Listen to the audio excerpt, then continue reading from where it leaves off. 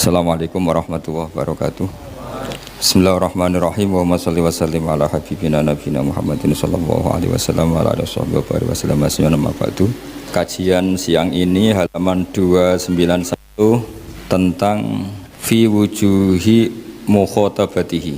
Jadi ikutnya an-naul khati wal khamsun.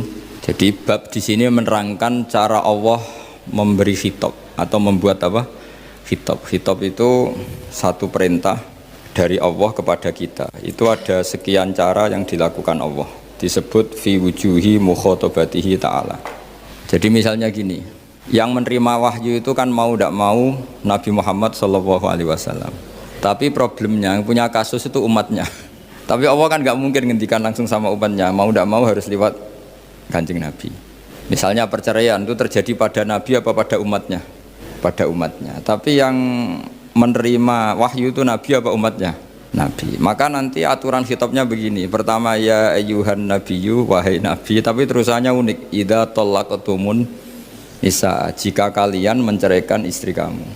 Karena mau tidak mau yang dikhitabi itu Nabi karena yang terima wahyu. Tapi yang mengalami kasusnya, kasus itu umat.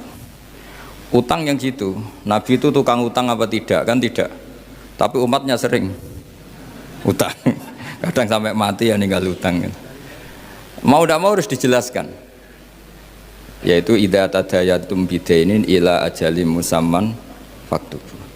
Sehingga dalam teori ulumul Quran disebut khitabun lin nabiyyi khitabun li ummati. Menghitabi Nabi dalam hal-hal yang sifatnya kasuistik itu sebetulnya hakikatnya khitab kepada umatnya. Tapi mau tidak mau komunikasinya Allah tentu kepada nabinya. Tapi yang punya kasus itu umatnya, kayak kasus tolak, kasus utang piutang. Sehingga ini perlu diketahui supaya orang itu nggak ngira bahwa itu tentang Nabi. Misalnya idza talaqtumun nisaa fatallikuhunna li'iddatihinna wa ahsul iddah. Itu bukan Nabi mengalami tolak tapi siapa? Umatnya. Begitu juga utang piutang dan seterusnya. Sehingga ada aturan di khitab itu ada 3. Khitabun lin nabi wal murad ya an nabi. Allah ngendikan kepada nabi, yang dimaksud ya memang nabi. 2, Allah ngendikan kepada nabi tapi yang dimaksud umatnya. 3, Allah ngendikan kepada nabi yang dimaksud juga nabi plus umatnya. Berarti ada 3 bagian. Dan semuanya itu oleh ulama harus dipelajari. Karena kalau nggak dipelajari, nanti itu ada beberapa hal yang paradok itu tadodi. Misalnya begini, saya beri contoh ya tadi. Nabi itu berkali-kali ngendikan abghadul halal ilallah at-tolak. Sesuatu halal yang paling dibenci Allah itu tolak, cerai. Oke. Tapi ada masalah pada umatnya. Yaitu umatnya itu nikah itu bisa iya bisa tidak, karena ya perilakunya umat itu kan nggak jelas. Kalau dalam guyonan kiai ya kadang umat Islam, kadang Islam yang kumat. Jadi potensinya ya 2 itu, kadang umat Islam, kadang Islam yang kumat. Jadi ya potensinya itu. Sehingga dalam tradisi ulama kalau akad nikah itu fair secara ilmu. Ya saya ulang lagi, nikah dalam tradisi ulama itu unik. Sebetulnya itu nggak simpatik, tapi harus kita dengar. Sangat-sangat nggak simpatik. Kalau kamu dinikahkan kiai itu biasanya gimana? Uzawi juga alama amarokawahu bihi min imsakim bima'ruf au tasrihim. Itu kalau diterjemah itu maknanya itu kacau. Kamu saya kawinkan dengan satu perjanjian. Kalau sebaiknya terus ya terus, kalau sebaiknya cerai ya cerai. Itu barokahnya orang nggak tahu bahasa Arab itu ya amin amin. Padahal itu kalimat itu sebenarnya agak kacau karena pertama nikah sudah uzawi juga alama amarokawahu bihi, saya kawinkan kamu sesuai panduan yang diperintahkan Allah. Panduannya orang nikah itu hanya 2 tadi, min imsakim bima'ruf, kalau baik ya terus, au tasrihim bi ihsan, kalau tidak baik ya cerai. Hadirin bilang amin amin, terus ya sudah, terus qabil tu nikah wa taswijah. Tapi itu ilmu. Islam itu agama yang pro ilmu. Jadi cocok tidak cocok, kalau itu satu potensi dibicarakan. Sehingga setiap khitab kepada Nabi itu terusannya ada kata fa'in tawallau. Muhammad, kamu harus nerangkan Islam itu begini-begini. Tapi kalau mereka menolak ajaran kamu, jadi potensi nerima ya dibicarakan, potensi menolak ya dibicarakan. Nah, makanya ini saya beri supaya barokah ya, dapat barokahnya ulama dulu saya baca ya. Faidatun qala Ibnul Qayyim. Ibnul Qayyim itu muridnya Ibnu Taimiyah. Ta'ammal khitabal Qur'an tajid malikan lahu al-mulku kulluh wa lahu alhamdu kulluh. Azimmatul umuri kulliha biyadi wa masdaruha minhu wa mawriduha ilaihi. Mustawiyan alal arsy la takhfa alaihi khafiyah. Min aqtari mamlakatihi aliman bima fi nufusi abidihi muttali'an ala asrarihim wa alaniyatihim munfaridun bitadbiril malakah yasma'u wa yara wa yu'ti wa yamna wa yuthibu wa yu'aqib wa yukrim. Jadi begini maksudnya, khitab itu otoritas dari minal a'la ilal adna, dari yang lebih kuat ke yang lebih bawah, itu namanya khitab. Kemudian harusnya kita semua sebagai manusia itu sebenarnya orang yang tidak sah memberi khitab, memberi perintah, karena kita sendiri tidak berstatus khalik, pencipta. Jadi misalnya gini, saya janji sama sampean besok datang ke saya, kamu tak kasih uang, besok saja saya tidak mesti hidup. Jadi janji itu sudah salah, besok saja saya tidak mesti hidup. Kalaupun hidup saja uang saya terbakar atau dicuri orang. Maka di sini dibutuhkan otoritasi khitab, harus diberikan zat yang punya otoritas penuh, yaitu zat yang nggak akan mati, yang nggak akan lumpuh, yang nggak akan mengalami satu gangguan sosial. Sebab itu dalam pandangan ulama tafsir itu punya akibat, saya ulang lagi, punya akibat bahwa hanya Allah yang berhak memberi khitab. Sehingga saking kerennya Allah itu bisa khitabun lil ma'dum. Ini di sini nanti ada contohnya. Sesuatu yang enggak ada kemudian Allah bilang kun menjadi ada. Sehingga Allah itu enggak bisa dibantah, enggak bisa ditentang, karena bisa apa saja. Karena asbabul qudrah adalah al-khalqu. Kalau dalam ilmu tafsir, kalau sampean dalam ilmu manusia kan gini, sebabnya melihat itu mata. Kalau dalam ilmu tafsir enggak, yang bisa menjadikan Anda melihat itu menciptakan. Saya ulang lagi ya. Jadi kalau dalam ilmu tafsir, asbabur ru'yah itu al-khalqu, bukan al-basar. Kalau kamu melihat karena mata, berarti setelah jauh tidak bisa melihat, atau setelah tertutupi tidak bisa melihat. Tapi kalau kamu mengetahuinya karena menciptakan, maka kapan saja bisa melihat. Misalnya gini, saya punya emas 1 gram, kecil sekali 1 gram, saya tanam di dalam Monas, kedalamannya 1 meter. Mbok saya sudah di Jogja, saya tetap tahu bahwa di Monas kedalaman 1 meter ada emas 1 gram. Kenapa? Karena saya yang menciptakan, yang mengatur itu semua. Sehingga setelah saya di Jogja, setelah saya di mana-mana tahu bahwa di Monas itu ada emas 1 gram dalam kedalaman 1 meter. Sehingga Allah ketika mengatakan, saya ini zat yang super tahu, itu kata Allah gimana? Ala ya'lamu man kholako. Ala ya'lamu ono to ora ngerti sapa man wong zat kholako kang gawe sapa man. Masa orang yang menciptakan kemudian tidak tahu? Jadi awal tahu itu karena menciptakan. Tapi kita ini sudah lama jadi bodoh karena kita tahunya pakai mata. Sehingga kita mengatakan bagaimana orang buta bisa tahu wong dia buta.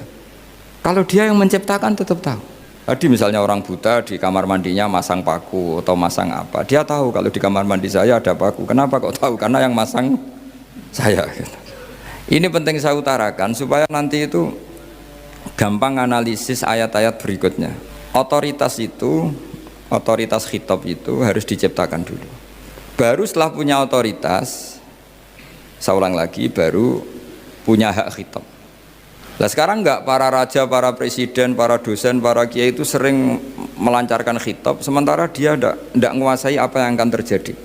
Makanya Allah mengkritik kabura maktan indallahi antaqulu ma la tafalun. Itu salah besar ketika kamu seakan-akan memegang otoritas pada sesuatu yang sebenarnya kamu tuh enggak pernah melakukan, enggak pernah ikut menciptakan. Misalnya jong kowe nak nurut aku sok ben mesti uripmu kepenak. Otoritas itu dari siapa coba? Urip kepenak ya di luar wilayah kita, kehidupan besok juga di luar wilayah kita.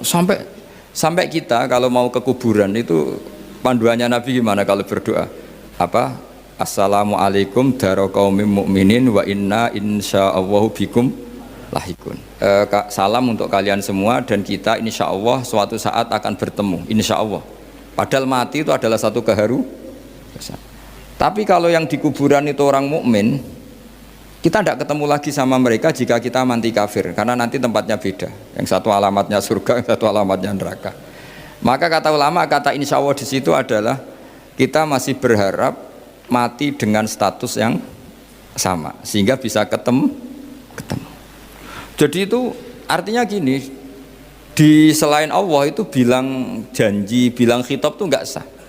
Dulu kan Nabi Muhammad SAW itu saking yakinnya setiap problem itu ada malaikat Jibril datang, saking yakinnya. Suatu saat ada orang Yahudi tanya, Muhammad, kalau kamu Nabi betul, beritahu kami tentang Dzulqarnain, beritahu kami tentang Ruh, beritahu kami tentang Luqman Al-Hakim. Nabi karena reputasi hariannya dipandu Jibril bilang, ya udah besok datang lagi ke sini tak jawab. Ternyata Jibril nggak datang, padahal semua ditunggu lama nggak datang sampai ratusan. Padahal yang tanya orang Yahudi yang sukanya bully Nabi, lama nggak datang. Lama-lama protes, Jibril ini gimana, saya dalam keadaan tertekan malah tidak datang. Datang Jibril dengan tanda kutip nyalahkan, yaitu ada ayat wala taqulanna li syai'in inni fa'ilun dzalika ghadan illa ayyasha. Jangan katakan besok bisa melakukan sesuatu tanpa mensandarkan itu semua kepada kekuasaannya Allah Subhanahu wa taala. Akhirnya semenjak itu Nabi mensyariatkan kalau kamu janji harus mengatakan insya Allah. Ya, kenapa ini saya katakan penting? Karena nanti khitab di Quran itu supaya proporsional ya. Sekarang banyak orang memahami Quran tapi nggak mau mempelajari ilmunya apa? Quran. Termasuk ilmunya Quran tadi ya, ada 3 ingat ya.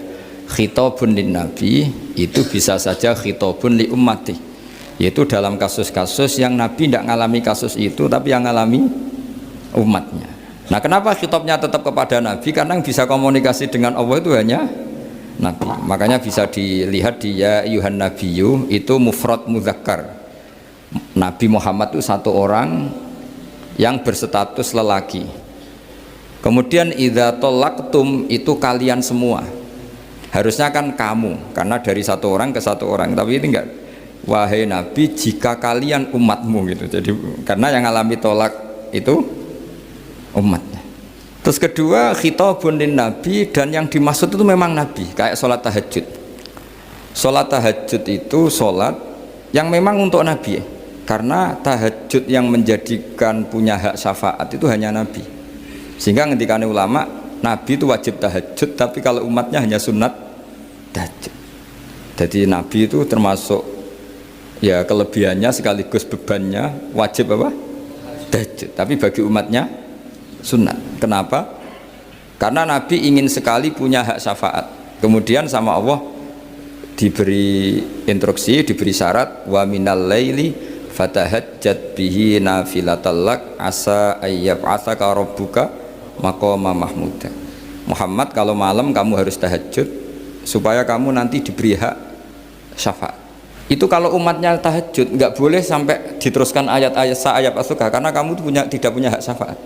Disyafaati saja tidak mesti. tapi Nabi harus tahajud supaya punya hak apa? Dan perlu dicatat syafaat itu hadisnya sahih semua, di Bukhari ada, di Muslim ada.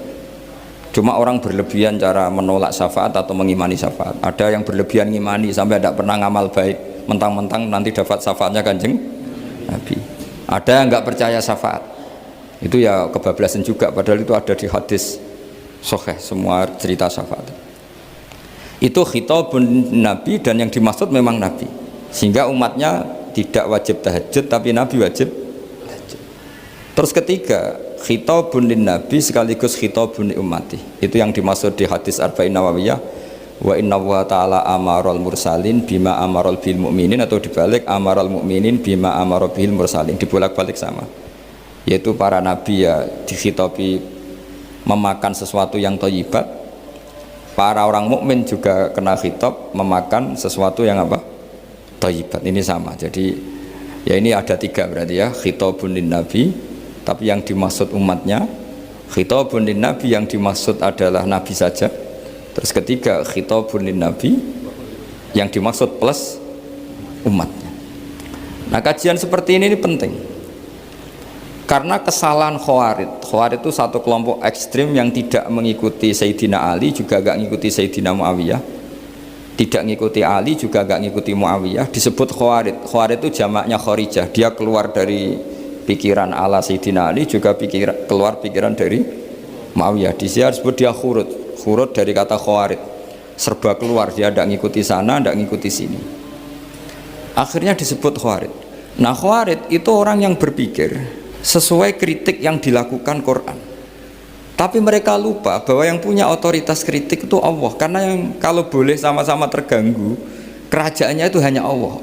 Gini saya beri contoh ya. Yang punya hak ketika sepeda motor saya kamu pakai, yang punya hak menentukan itu gasap apa pinjam itu saya apa orang lain? Saya. Ketika yang pakai gak pamit itu teman akrab saya atau anak saya atau orang yang saya ridhoi, itu namanya gasap apa pinjem tidak pamit? Ya udah, ini harus jelas. Tadi pagi saya ngaji direktorat, saya bilang di fikih itu ada istilah ulima ridhohu, sesuatu tidak pamit formal tapi sudah diketahui ridhonya. Makanya di fikih ada bab namanya mu'atoh, tadi pagi saya terangkan ya. Di perdebatan fikih itu ada bab namanya apa? Mu'atoh. Mu'atoh dari kata ato yu'ati, mu'atotan, saling transaksi yang non verbal tapi maklum.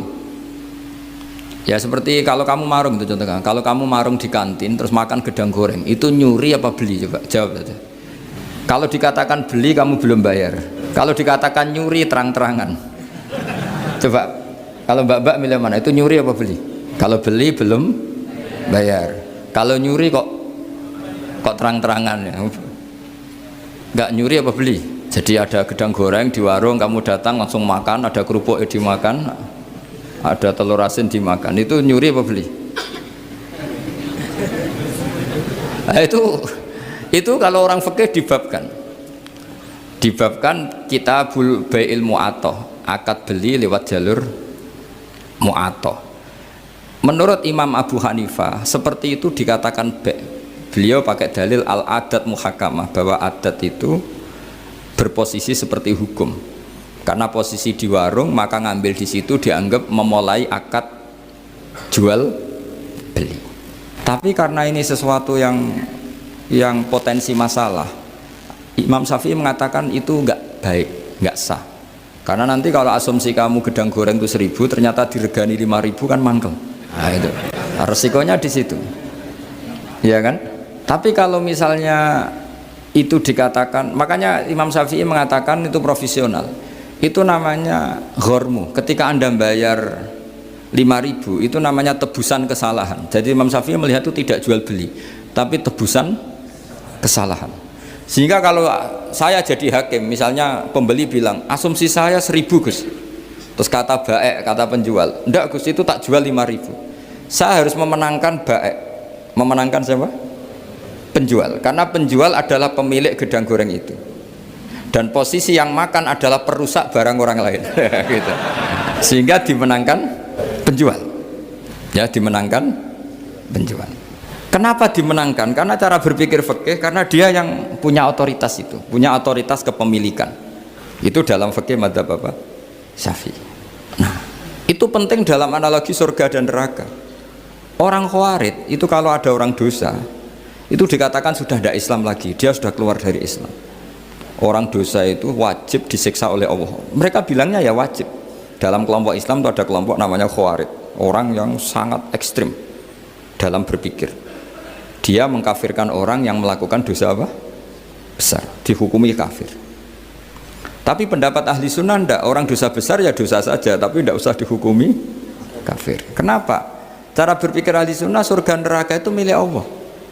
Kalau yang punya saja tidak apa-apa, ngapain ada yang ribet? Yang punya surga neraka itu Tuhan, dan Tuhan memanggil-manggil orang yang salah itu disuruh tobat, anibu ila rabbikum, wahai hambaku yang berlebihan, yang masih dosa, ayo kembali ke saya. Kapan saja kembali ke saya tak terima. Sehingga dalam madzhab ahli sunnah, otoritas khitab, otoritas kepemilikan yang berhak ya yang punya, orang lain itu nomor 2. Sehingga tadi kalau Anda bawa kayak motor saya, dan Anda teman akrab saya, tidak pamit saya, kalau saya bilang itu nggak apa-apa ya nggak apa-apa, kalau saya bilang apa-apa ya apa-apa, nggak penting orang lain. Sehingga ini wilayah yang agak sensitif, tapi ini ilmu, mau tidak mau kita harus dengar. Sehingga di fikih ada bab ulima ridohu. Misalnya ada orang makan gedang goreng di warung terus ditangkap Pak polisi, wah ini pencurian, mesti bakulnya agak terima. Enggak pencurian, memang tak jual. Nah, yang kasus begini, ini yang kasus, ini mungkin kasusnya anak-anak yang masih kos atau masih mahasiswa. Warung kantin dijaga ibu-ibu, ada anak makan lahap, dikira belinya cash. Setelah dimakan ternyata akadnya utang. Nah, itu pertanyaannya itu halal apa enggak? Karena asumsi baiknya monggo-monggo. Karena apa sudah mengkhayal nanti ada sekian uang cash didapatkan. Ternyata nyatet atau hutang. Nah, kalau ngomong di depan, Bu saya mau makan di sini hutang, kira-kira enggak boleh. Wah, itu ada sekian PR. Makanya saya sering muji orang-orang yang enggak alim. Enak-enak orang tuh orang enggak alim karena enggak kesulitan seperti ini. Kita sebagai peneliti fikih itu sering kesulitan. Nah, sama Anda misalnya naik Grab atau naik taksi atau apa. Ketika Anda naik itu posisinya enggak sap apa pinjem. Dikatakan akad sewa belum bayar. Dikatakan pinjem nanti harus bayar. Jadi ada sekian masail fikih yang jadi perdebatan. Nah, apapun itu nanti kata finalnya itu dia yang punya, yaitu supir taksinya atau baeknya, penjaga warung tadi. Nah, sehingga hukum itu bagi orang lain sudah tidak sah kecuali bagi yang punya. Nah, di sini ini kelihatan benarnya mazhab ahli sunnah wal jamaah. Ahli sunnah mengatakan apapun salahnya seseorang setelah dia beragama Islam itu wilayahnya Allah. Kita tidak bisa berbuat apa-apa. Makanya ada ayat laisalaka minal amri syai'un aw yatuba alaihim aw yu'adzibah. Muhammad, meskipun kamu kekasih saya, kamu tidak punya otoritas menentukan si A dimaafkan, si A disiksa. Otoritas itu hanya bagi saya, kata Allah. Sehingga banyak orang yang Nabi kurang srek karena membunuh pamannya Hamzah malah dikasih tobat sama Allah, namanya Wahsy.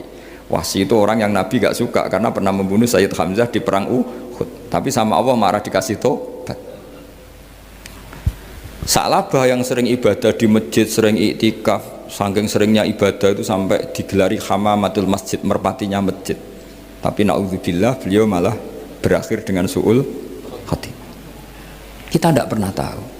Kenapa begitu? Karena begini, wilayah yang absolut itu hanya milik Allah Subhanahu wa Ta'ala.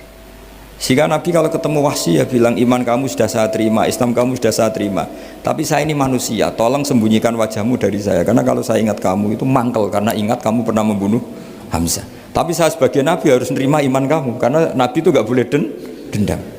Tapi kalau mangkel-mangkel sedikit kayaknya agak boleh mungkin ya, mungkin itu ya. Tapi profesional, Nabi sebagai manusia nggak berkenan melihat Wahsy, tapi sebagai Nabi legowo terhadap imannya Wahsy. Tapi Allah sendiri yang ngendikan laisa laka minal amri syai'un aw yatuba. Coba orang munafik, kayak apa salahnya orang munafik? Tapi ketika Allah ngendikan tentang orang munafik gimana? Wa yu'adzibal munafiqina in sa'a aw yatuba. Allah bisa saja menyiksa orang munafik insya'a kalau berkehendak aw yatuba, atau Allah mengasih tobat. Nah, karena pendapat ahli sunnah itu lebih valid sesuai ayat-ayat Quran, maka yang diikuti mayoritas di dunia adalah mazhab ahli sunnah wal jamaah. Dan itu dimulai cara berpikir yang sederhana, yang berhak menentukan khitab ya yang punya, titik itu saja. Yang berhak menentukan khitab ya yang, lah tentu yang punya alam raya ini hanya Allah Subhanahu wa Ta'ala. Makanya Allah mensifati dirinya Malik Yaumiddin. Kita tidak bisa. Makanya bahaya ya, pikiran-pikiran kayak Khawarij itu bahaya. Sampai nggak usah tanya saya. Lalu Khawarij kalau di era modern siapa Gus? Anda provokator kalau tanya gitu. Ya itu tidak boleh provokator. Pokoknya pikiran itu salah karena membatasi otoritas Allah Subhanahu wa Ta'ala. Allah itu paling tersinggung kalau sifatnya dipakai, dicatut. Di Sahih Muslim itu ada riwayat, di hadis Muslim termasuk hadis Sahih itu Bukhari dan Muslim, itu ada seorang soleh sujud. Pas sujud dia diinjek orang preman, kira-kira seperti itu kalau sama diinjek. Terus si yang sujud tadi bilang gini, wawahi, ada kata wawahi la yaghfiru wahu laka, demi Allah, Allah tidak akan maafkan kamu. Saat itu juga Allah ngasih wahyu kepada Nabi di zaman itu, bilang ke yang sujud, pahala sujud tak cabut, dia tidak punya pahala, dan yang menginjek dosanya tak ampuni. Terus Nabinya tanya, kenapa ya Allah?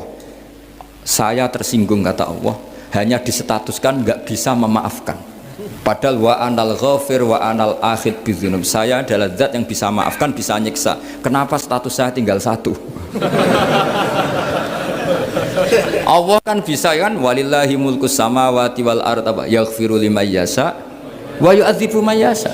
Tapi yang sujud tadi menstatuskan Allah hanya satu, yaitu yu'adzib, menyik. Itu kata Allah, kok enak, saya ini Tuhan, bisa menyiksa, bisa mengampuni, kenapa status saya jadi satu?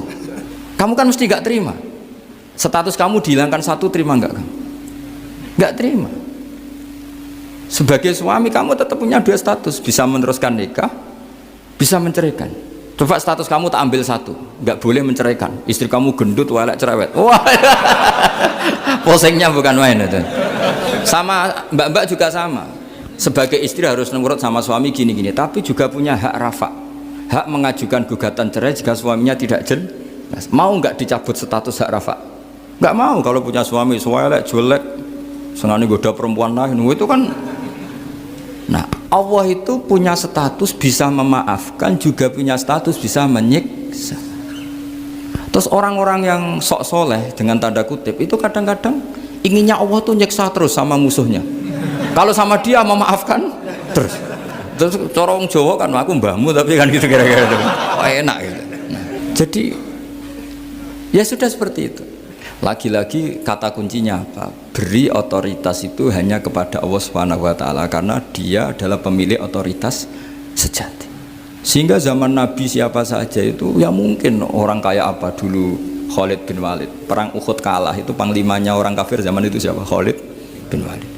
Dan dia melakukan pembunuhan masif zaman itu, tapi dia dikasih tobat, namanya Khalid bin Walid.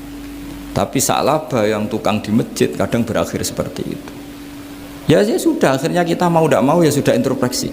Sampai sesoleh apapun kita selalu diajarkan doa, ya muqallibal qulub tsabbit qalbi ala dini. Karena kayak apa kalau hati kita dibolak-balik? Karena cara berpikir tentang Islam dan tentang ateis atau tentang kekafiran itu mirip satu visi. Makanya ini hati-hati mahasiswa, karena senangnya berpikir sendiri. Kadang ngelantur kemana-mana. Saya beri contoh. Sampean kalau sekarang masih miskin, berbahagialah. Karena miskin itu mudah jadi orang dermawan. Kalau orang sudah kaya itu ribet. Coba misalnya sampean jadi santri saya, tak contohkan. Biasanya santri kalau sama kiainya akan loyal.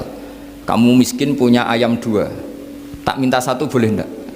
Boleh, padahal itu 50%. Ya, terus punya uang 100.000, tak minta 50.000 kira-kira boleh enggak? Boleh, padahal itu 50%. Tapi kalau kamu kaya, punya uang 1 miliar, tak minta 500 juta, boleh enggak kira-kira? Padahal itu berapa? 50%. Gampang mana dermanya orang kaya sama orang miskin? Untuk mengamal 50. Itu mahasiswa yang masih miskin-miskin, uangnya hanya 100.000, neraktir temannya habis nggak masalah. Padahal itu berarti 100%. Uangnya 50.000 diminta temannya dikasihkan semua. Padahal itu aset satu-satunya. Nah, Sa'labah itu cara berpikir gitu sehingga Allah tersinggung. Saya beri contoh ya, Sa'labah itu singkat cerita kan kalau habis jamaah salam langsung lari pulang. Terus ditanya sama Nabi, kenapa kamu kesusu pulang gitu? Istri saya di rumah masih belum pakai baju karena gantian sama saya. Saking miskinnya tuh baju itu gantian. Sama nggak usah bayangkan lalu di rumah telanjang kayak apa, berarti kamu porno. Kamu porno berarti tidak boleh. Pokoknya ceritanya seperti itu, tidak usah lari, gantian pakai itu. Singkat cerita, ya Rasulullah, saya ini didoakan kaya. Sampai 3 kali Nabi bilang bisa saja miskin itu lebih baik bagi kamu. Lama-lama sampai memaksa Nabi, akhirnya Nabi berdoa. Terus beliau kaya. Dan Sa'labah agak salah, dia nggak minta paket kaya barokah tapi mintanya kaya saja, diturutin kaya. Pertama punya kambing di pegunungan ya, kalau di Arab itu kan kambing diletakkan di Jabalen, Mabinal Jabalen, di antara 2 lembah itu 40 sampai 80 sampai 4.000. Singkat cerita ketika 40 Nabi sudah memerintahkan sahabat diminta zakat. Berarti kalau 40 itu 1, kalau 80 kira-kira 2. Ya sudah gitu. Sebetulnya ketika 40 kalong 1 terkurangi 1 zakat itu kan ringan karena masih 39. Ya kayak tadi kamu punya uang 1 juta, Jangan 1.500.000 sudah agak berat kamu. Tidak, gini saja, tak beri contoh betapa mudahnya dermawan bagi orang miskin. 1 juta itu kan zakatnya berapa? 25.000 ya. Rubul usyur kalau dalam bahasa Arab itu berapa? Kalau bahasa kampus kan berapa? 2%, 2,5 ya, 2,5. Itu bahasa keliru sebetulnya. Sama ikut saya saja.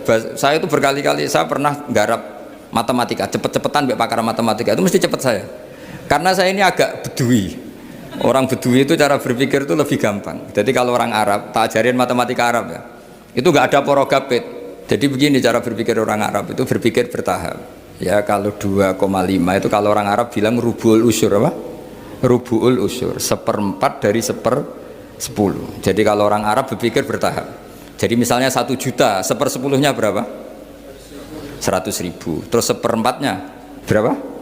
25.000. Jadi disebut rubul usyur, 1/4 dari 1/10. Jadi 1 miliar, cari 1/10-nya dulu 100 juta. Terus 1/4-nya. Sehingga nggak usah porogapit ruwet.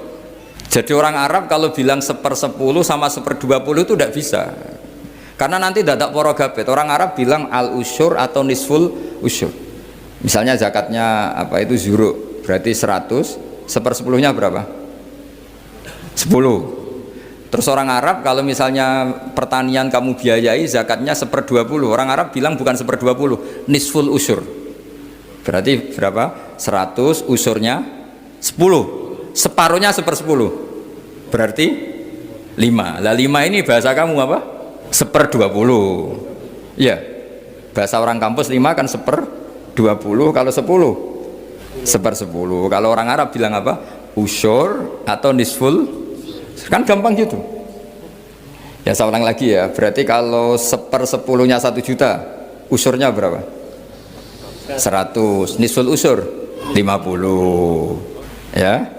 Gampang mana matematika Arab sama matematika ini sama? Daripada sama nggak porogap itu pusing saya lihat itu.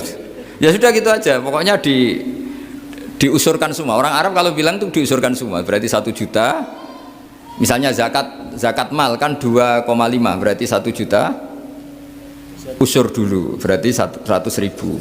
Lah zakatnya itu rubul usur 1/4 dari 1/10. Ya di 1/10 dulu berarti 100. Habis itu rubul usur 1/4 dari 1/10 berarti ya, jadi gampang saja 1 juta tulis saja langsung 100.000 usur terus 1/4-nya 25. Gampang mana?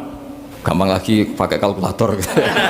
Nah sekarang begini, kira-kira kalau kamu punya uang 1 juta diminta zakat 25.000 enteng nggak? Enteng. Biasa kan kita punya uang 1 juta naktir teman sampai habis 100.000, 200 enteng. Tapi kalau sudah 10 juta 10 juta berarti rubul usurnya berapa? 250. Kalau 1 miliar 25 juta. Wah itu sudah pikiran kamu kan bikin toko baru, bikin konter baru. Nah kalau 100 miliar berapa? 200. Nah sak labah ini ketika dimintai zakat ketika 40 enggak, masih kambing 40 enggak mau, 80 enggak mau, sampai hampir 4.000. Kalau 4.000 misalnya digawe rata-rata 51 aja digawe bulat ya. Berapa sebenarnya? Per 1.000 kan 20. Ya kan? Per 1.000 kambing kalau dipakai 50 saja per 1.000 kambing berapa? 20 kan? 20. Kalau 4.000 80. Kira-kira itu misalnya dipakai 50, apalagi itu 40 lebih banyak lagi.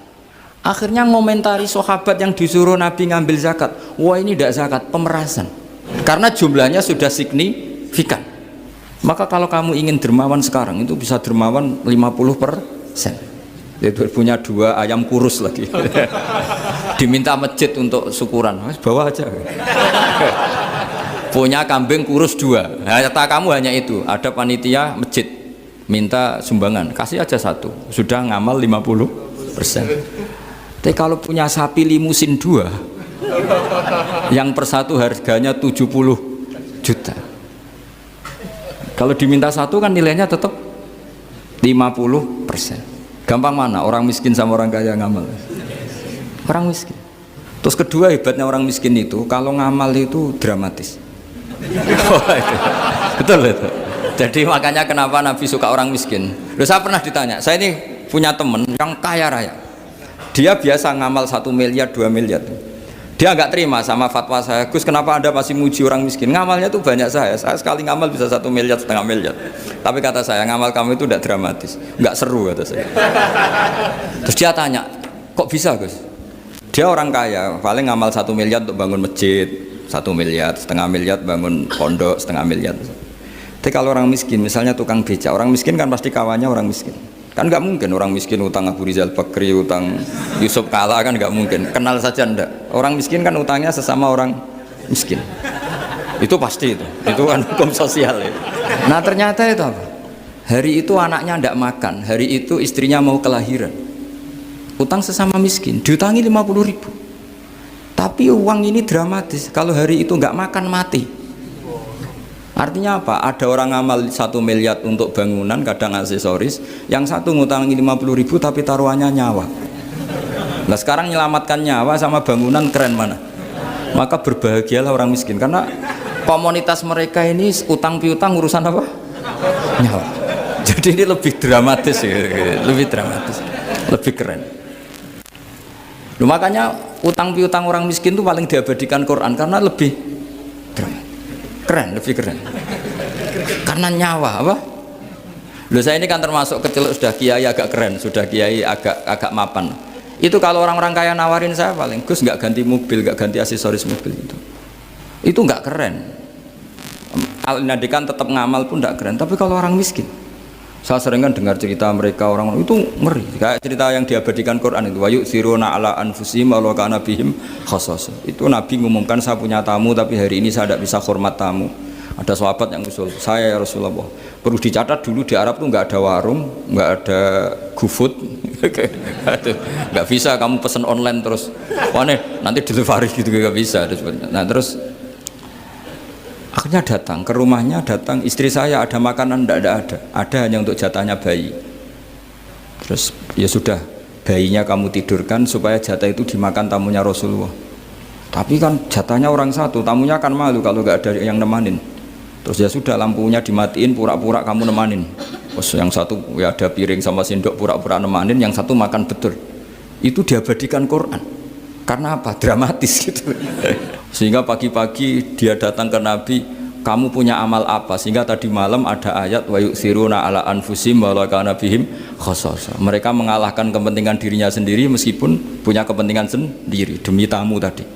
Terus cerita dia, kita tamu tadi malam ya Rasulullah, yang saya sanggup menghormat, sebenarnya saya tidak punya apa-apa, hanya jatah bayi. Itu aja dramatis, bayinya ditidurin dulu. Tapi tidak disuntik ganja, tidak ditidurin. Ditidurin biasa nanti kan, ditidurin biasa. Terus suami saya pura-pura nemani, lampu dimatikan. Nah mungkin tamunya saking laparnya gak penting mikir itu, yang penting makan aja. Jadi maka sebetulnya orang-orang miskin itu tidak usah hiru, wah itu orang kaya bisa ngamal masjid 1 miliar, 2 miliar. Tetap ngamalnya ini sesuatu yang tidak mendesak.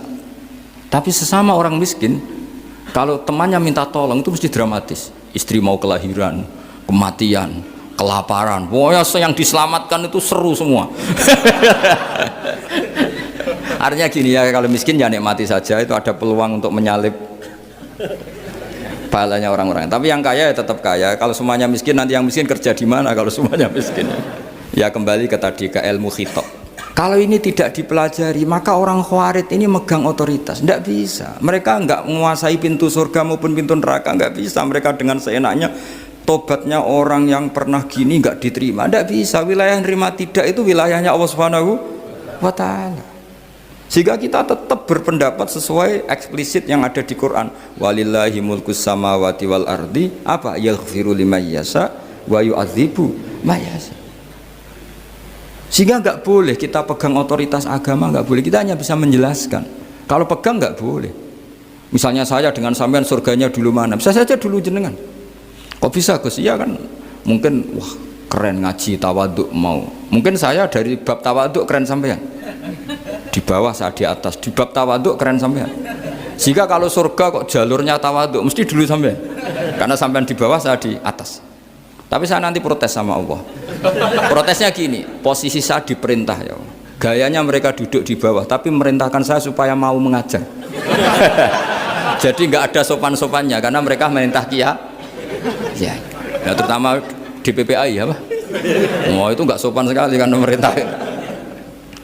Sehingga kalau yang dipandang, makanya masyhur itu kan, ada wali itu yang satu jadi wali karena sholat di shaf awal, keren kan, shaf awal fadilahnya utamanya kan luar biasa. Yang satu kalau sholat itu di belakang terus, tapi juga jadi wali. Yang depan agak protes, ya Allah kenapa ini jadi wali padahal sholatnya di belakang. Jawabannya lucu yang di belakang. Kenapa? Saya itu malu, saya ini masih banyak dosa, banyak salah kok di depan, kok kayak suci sendiri aja. Jadi kalau kamu sowan sama praja atau sama kiai, yang paling depan itu kan yang kepedean, dia milih yang belakang, jadi sopan aja, agak terlalu deket gitu. Orang itu tidak pernah tahu, kadang-kadang Allah itu kita tidak pernah tahu. Andai kan boleh dibahasakan, kita tidak pernah tahu cara berpikir Tuhan.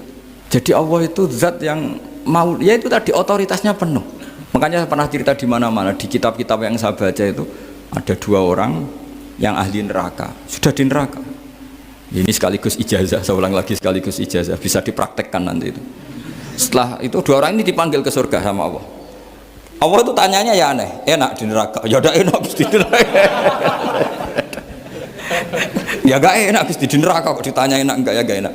Ya sudah kembali lagi ke neraka, lari kencang-kencang, lari menuju neraka, lari. Sama Allah dipanggil lagi, loh kenapa kamu semangat? Ya Allah, saya ini kapok, saya ini trauma. Dulu ketika engkau perintah, saya ini lelet sekali, disuruh sholat lelet, disuruh zakat lelet. Maka ini dengan perintah saya semangat supaya nggak ngulang kesalahan yang sama. Akhirnya sama Allah dipanggil, ya sudah di surga aja, di surga. Karena semangat lari menuju neraka. Maka ini ijazah, nanti kalau di mahsyar ya kamu dipanggil, ayo masuk neraka, harus apa? Semangat, harus semangat. Oke Gusti, semangat. Lah repotnya kalau nggak dipanggil lagi. Akhirnya barokahnya semangat itu dia di surga. Kita tidak pernah tahu cara berpikir Tuhan, nanti kan boleh dibahasakan seperti itu. Yang satu, ayo kembali lagi ke neraka, tolah itu, jalan noleh lagi, sampai itu nggak semangat noleh lagi. Terus ditanya sama, kenapa kamu tolah gitu?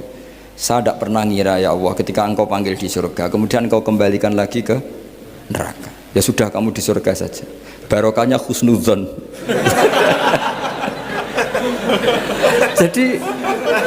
jadi Tuhan itu unik. Makanya dalam tradisi ulama itu ad-dinu ar-riwayah, agama itu riwayat. Sebagian diredaksikan inna hadzal ilma dinun fangzuru amman ta'khuduna dinakum. Agama ini, ilmu ini agama, maka lihat riwayatnya. Karena kita tidak pernah tahu cara berpikir Tuhan. Kita harus mengikuti riwayat yang diutarakan Rasulullah SAW. Karena kita tidak pernah tahu. Kayak tadi ada orang diinjek, kita mesti kan terprovokasi ingin bela yang sujud menyalahkan yang injek. Tapi ketika yang sujud mencatut nama Tuhan, Allah tidak akan memaafkan kamu. Itu Tuhan tersinggung karena sifatnya direduksi satu, diambil satu, disembunyikan satu. Loh ada kan dia begini mungkin malah Allah maklumi. Saya tidak akan maafkan kamu. Enggak apa-apa Allah, kan saya. Kan tidak mencatut namanya Allah. Selama hidup saya tidak akan maafkan kamu. Allah nggak akan tersinggung. Karena dia sebagai manusia tentu punya dendam, punya rasa mangkel, punya emosi. Tapi kalau ketika bilang Allah tidak akan maafkan kamu, berarti dia mencatut statusnya Allah. Dan Allah disifatkan hanya satu dari sifatnya Allah, yaitu hanya sifat menyiksa. Padahal Allah punya sifat memaafkan. Ini hati-hati bagi orang-orang soleh, orang-orang yang terlalu berpikir keras dalam Islam, nggak boleh seperti itu. Masyhur itu kan, ada satu perkampungan yang sering secara masif terstruktural mau menghabisi Nabi, yaitu namanya kampung Usoyyah, Ro'lan sama Zakwan. 3 kampung ini sering koalisi mau menghabisi Nabi, sampai Nabi sering kunut nazilah, Allahumma an Ro'lan wa Zakwan wa Usoyyat asad Allah wa Rasulah. Sering dipasutkan gitu, tapi Allah malah menurunkan wahyu, Muhammad kamu tidak boleh intervensi saya seperti itu, bisa saja mereka dapat hidayah. Semenjak itu Nabi meninggalkan kunut nazilah.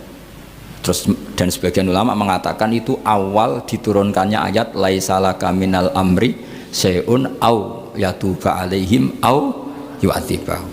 Jadi ini sekali lagi-lagi ini bab khitab. Jadi ya seperti kita punya, makanya orang itu tetap donga ya muqallibal qulub tsabbit qalbi ala dinik, karena otoritas itu bagi yang punya. Maka kata malik, kata pemilik itu kunci dalam ilmu tauhid atau ilmu tafsir atau ilmu apa saja. Misalnya gini, saya punya rumah. Saya punya rumah yang ruangan depan itu ruang tamu, tentu dapat perlakuan khusus. Sering steril, sering bersih, bahkan dihias pakai bunga, pakai macam-macam. Ruangan tengah biasa, ruangan belakang buat buangan sampah, buat WC, buat macam-macam. Sah apa enggak? Sah. Kenapa? Karena saya pemiliknya. Apa? Karena saya. Tapi kira-kira yang sedang di ruang tamu, tanah yang sedang di ruang tamu yang dimanjakan juga enggak boleh kumo luhur. Bisa saja suatu saat saya rubah pikiran, rumah saya tak balik dari menghadap utara ke selatan. Yang dulu WC jadi ruang tamu, yang ruang tamu jadi WC. Langsung perlakuannya rubah 180 apa derajat, jika 360 derajat. Nah itu yang di sini nih, kenapa orang soleh pun tetap takut sama Allah, karena Allah tuh yaf'alu ma yasha, bisa melakukan apa saja. Sehingga tradisinya ulama ketika zaman ini sudah rusak seperti ini, ulama-ulama tidak ada yang khawatir, karena Allah mensifati dirinya al-hadi sebagai zat penunjuk. Coba kita sudah tidak ditungguin nabi, nggak ditungguin wali, nggak ditungguin orang-orang soleh dulu, tapi agama itu ya jalan sampai sekarang. Ada orang ngaji, ada orang sholat, ada orang zakat. Andaikan agama itu diserahkan manusia, sudah kita tidak bisa mempertahankan agama ini di zaman seperti ini. Tapi karena Allah itu al-hadi, zat yang memberi petunjuk, dan sifat Allah Ta'ala pasti tata'atsaru bi khalqih, pasti ada akibatnya di makhluk. Seperti Allah mensifati dirinya ar-razzaq, yang memberi rizki. Buat zaman buyut-buyut perang dijajah Belanda ya tetap makan, ya tetap kawin. Kadang istrinya banyak padahal zaman jajan Belanda. Kita nggak dijajah aja susah. Dulu itu babah kamu istrinya 1 atau 2, buyut-buyut kamu banyak yang 2 padahal miskin. Karena Allah mensifati dirinya ar-razzaq. Buat keadaan kayak apa orang tetap dapat rizki. Begitu juga Allah mensifati dirinya al-hadi. Buat keadaan dunia rusak kayak apa tetap ada yang dapat hidayah. Jadi kamu tidak usah khawatir terhadap agama ini, karena Allah mensifati dirinya apa?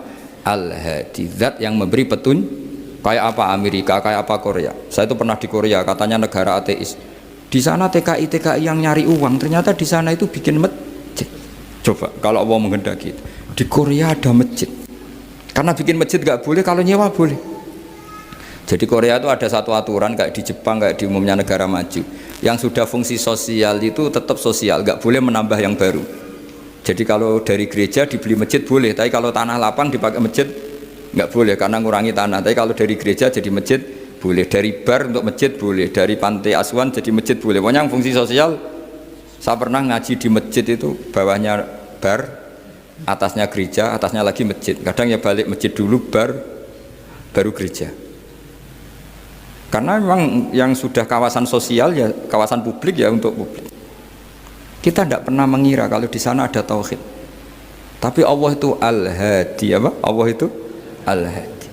Sehingga ya delala ada orang Indonesia kerja di sana, terus nuraninya tersiksa kalau tidak ada tempat sujud. Akhirnya mereka urunan bikin masjid. Itu banyak yang santri saya sering ngaji saya. Ya saya ulang lagi ya. Jadi cara mikir khitab sama Allah gitu dulu ya. Enggak boleh kamu berpikir khawarid yang membatasi kekuasaan atau hidayatnya Allah Subhanahu wa ta'ala, karena kita tidak pernah tahu. Sa'labah ngomong gitu itu masalah besar, karena mengatakan kekasihnya Allah itu pemungli.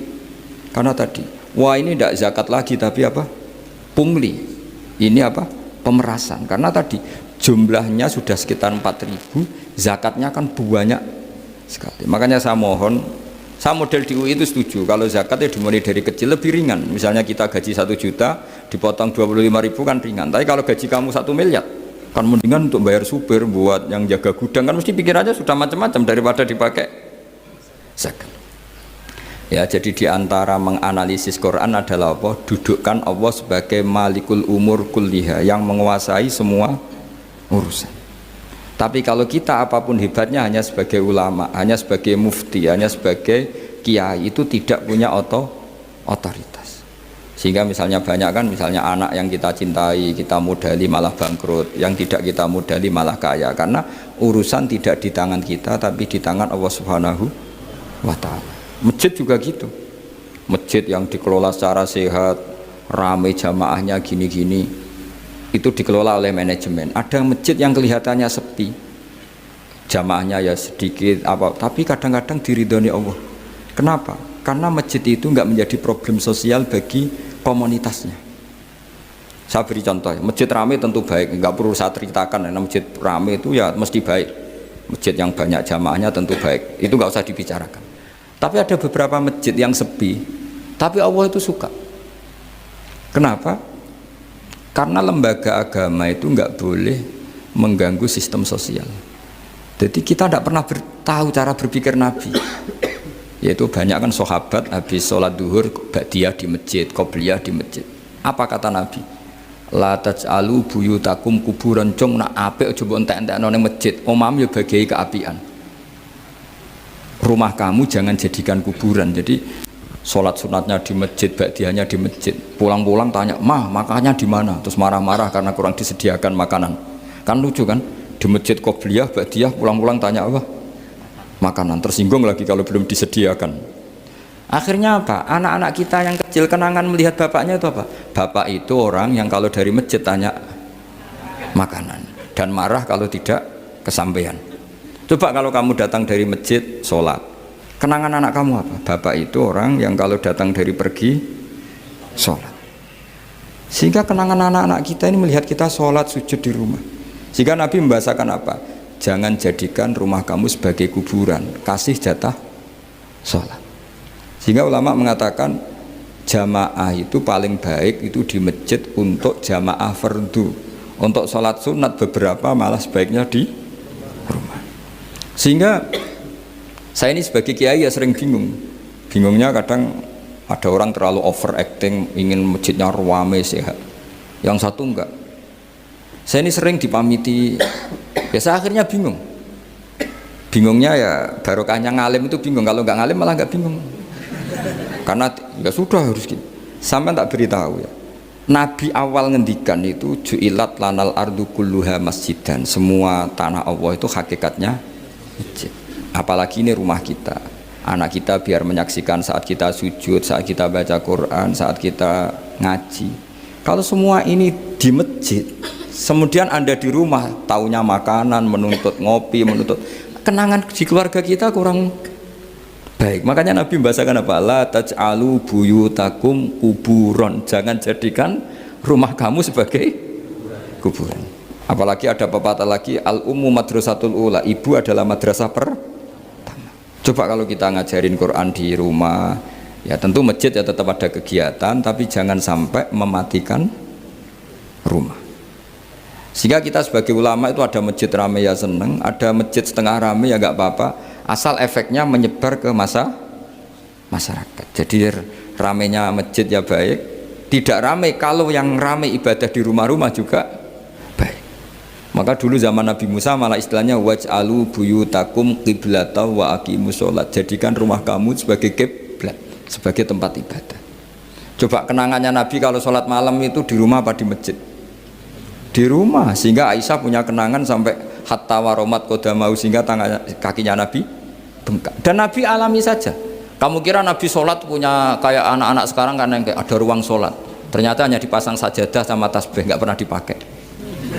Kalau Nabi enggak, yang dipakai Sayyidah Aisyah itu ya tempat sholat. Sehingga kata Aisyah, Nabi itu sholat di tempat tidur saya. Kalau Nabi sedang berdiri, kakiku tak selonjorkan. Kalau Nabi sujud, kakiku tak ingkretkan. Ya di tempat Sayyidah Aisyah tidur itu Nabi sholat. Pas berdiri kan berdirinya Nabi lama, Aisyah selonjor. Pas Nabi mau sujud, kakinya diingkretkan. Segampang itu Nabi. Akhirnya apa? Kenangannya Aisyah sebagai istri itu doa-doa tahajud, doa-doa. Coba kalau Nabi tahajudnya di masjid, Sayyidah Aisyah tidak punya kenangan doa-doa apa? Tahajud. Sehingga kita harus ngikuti ngaji. Sehingga kalau nuruti teori ya, sholat itu ibadah. Sebaiknya kalau ibadah ya di tempat ibadah. Tidak seperti itu cara pandang. Kata Nabi, semua buminya Allah adalah saksi kita ketika ketemu Allah. Semakin saksi itu banyak, maka semakin baik. Maka kalau sholat sunat, kesunatannya itu pindah-pindah tempat. Tapi ya jangan terlalu habis di sini terus pakai mobil ke sana gitu. Iya, kalau pas di perempatan ada orang cantik nggak jadi diterusin nanti. Tapi ini sama saya cerita ya. Jadi di antara mengkaji Quran itu mengkaji cara Allah membuat khitab. Dan yang kunci semua adalah Allah adalah zat sing otoritatif, malikul umurikul dia, pengendali dari semua.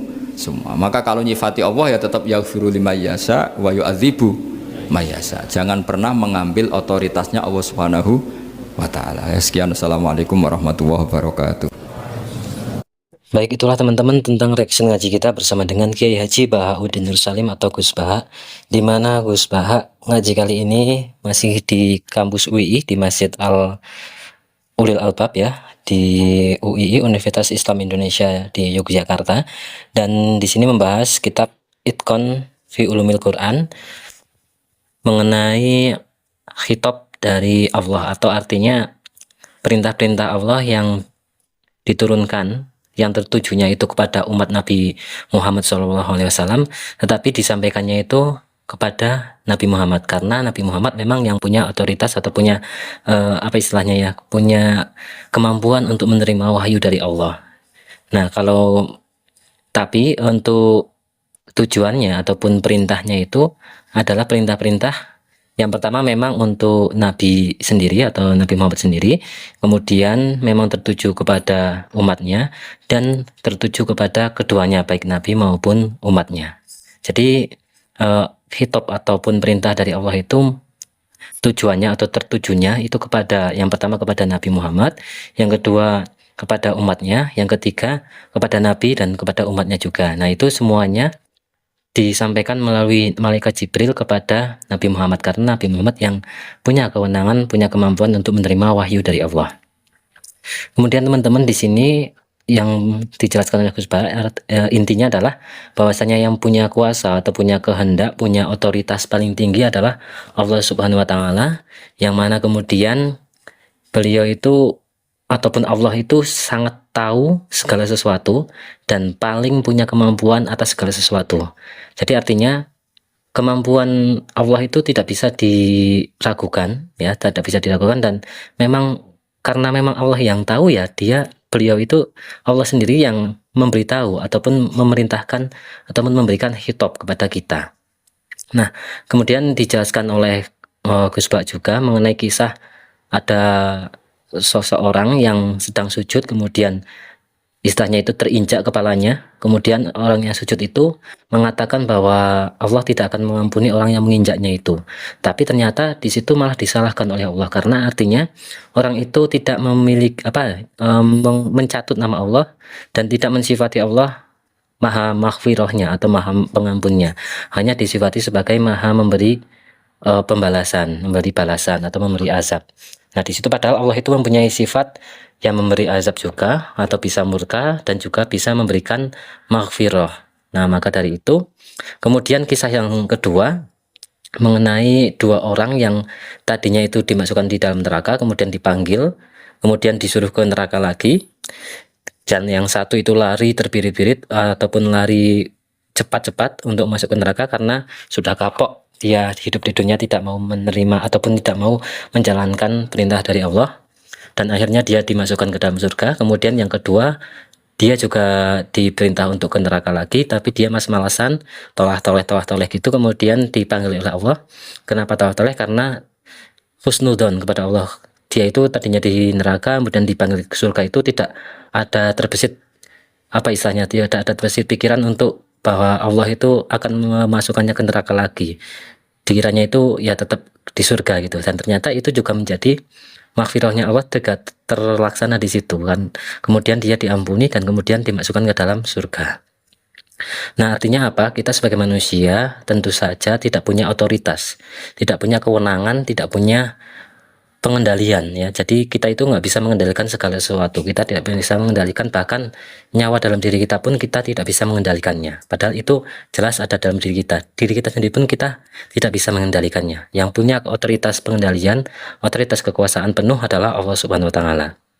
Jadi artinya jangan sekali-kali mencatut nama Allah ataupun jangan sekali-kali mensifati Allah hanya satu sisi saja. Karena Allah itu mempunyai banyak sisi, yang mana ketika beliau ataupun Allah itu bisa memberikan bencana ataupun memberikan azab, ya Allah juga punya sifat maghfirah, maha pengampunnya. Jadi artinya jangan sifati Allah dengan salah satu sisi ekstrim saja, karena nantinya sebagaimana orang-orang yang mudah mengkafirkan orang lain itu juga kemungkinan akan mendapatkan apa istilahnya ya ini nggak bisa kita ya semoga diampuni. Orang-orang yang terlalu mengkafirkan orang lain itu tentu tidak mensifati sisi lain Allah, sisi maghfirahnya Allah. Jadi artinya ketika kita tidak bisa menghukumi orang lain, kita tidak bisa menjudge orang lain dengan seenaknya kita, karena jangan merasa paling benar sendiri. Ketika kita menjudge orang lain berarti kita merasa kita paling benar sendiri. Selain itu juga maghfirahnya Allah juga tidak dimunculkan di situ. Nah artinya bahwasanya yang hanya punya pengendalian, hanya punya kuasa, punya otoritas tertinggi adalah Allah Subhanahu wa taala, maka ya kita nggak usah ikut campur dalam hal itu. Kita sebagai makhluk yang fana, yang jelas lemah, ya tinggal melakukan apa yang baik yang diperintahkan oleh Allah dan menjauhi segala larangannya. Ketika orang lain melakukan hal-hal yang buruk, kalau kita bisa mengingatkan ya hanya mengingatkan saja tanpa menghakimi. Gitu ya teman-teman, mungkin itu yang bisa disampaikan di forum ngaji kita kali ini.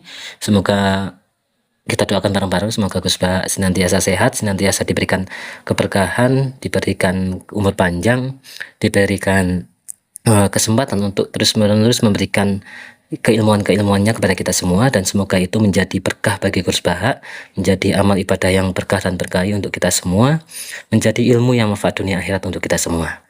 Ya itu teman-teman yang bisa kita sampaikan di sini. Sekali lagi mohon maaf apabila banyak kesalahan. Terima kasih sudah menyimak. Semoga kita istiqomah ngaji bersama dengan Gus Bah ini. Terima kasih sekali lagi teman-teman. Wassalamualaikum warahmatullahi wabarakatuh.